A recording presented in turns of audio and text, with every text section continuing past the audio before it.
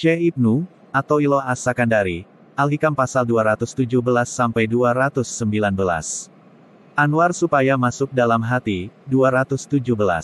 Anwar, beberapa nur ilahi, itu ada dua macam, nur yang diizinkan Allah hanya sampai pada hati, luar hati, dan nur yang diizinkan Allah bisa masuk ke dalam hati. Ada kalanya nur itu hanya sampai di hati, luar hati, tidak masuk ke dalam hati. Mereka bisa melihat Allah dan melihat dirinya, melihat dunia dan akhiratnya, masih cinta dunia dan cinta akhiratnya, masih bersama dirinya dan bersama Allah. Apabila nur itu sudah masuk ke dalam hatinya, dalam pandangannya hanya ada Allah, sehingga tidak ada yang dicinta, diharap, dan disembah melainkan Allah semata-mata. 218.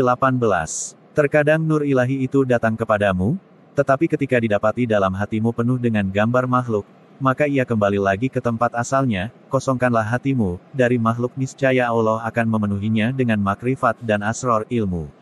Sebagaimana keterangan hikmah sebelumnya, yaitu nur yang diizinkan hanya sampai ke hati, dan tidak bisa masuk ke dalam hati. Dilanjutkan dengan keterangan hikmah ini bahwa nur ilahi, makrifat, itu datang ke hati hamba, tapi berhubung dalam hati itu penuh dengan gambaran makhluk dan kotor sebab dosa dan maksiat, maka nur tersebut tidak bisa masuk ke hati karena sudah tidak ada tempat lagi.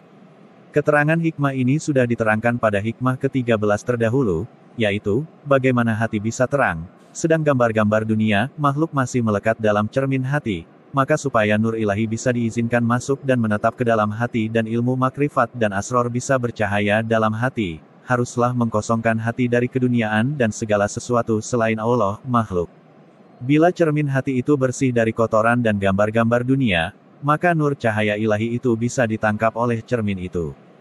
219.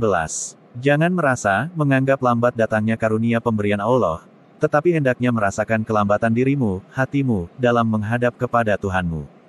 Janganlah menganggap Allah memperlambat pemberiannya kepadamu, tidak segera mengabulkan doa dan hajat-hajatmu, tapi rasakan lambatnya dirimu dalam menghadap kepada Allah. Syekh Ma'ruf Al-Karhira berkata, mencari, berharap masuk surga tanpa amal kebaikan itu dosa dari beberapa dosa. Mengharap syafaat pertolongan tanpa melalui sebab, itu bagian dari gurur, mengada-ada, dan mengharap rahmat tanpa ketaatan itu perbuatan bodoh dan sia-sia. Sedangkan menghadap kepada Tuhanmu itu berarti, menunaikan hak kewajiban. Hak-hak kewajiban itu ada dua bagian, sebagaimana hikmah ini bersambung.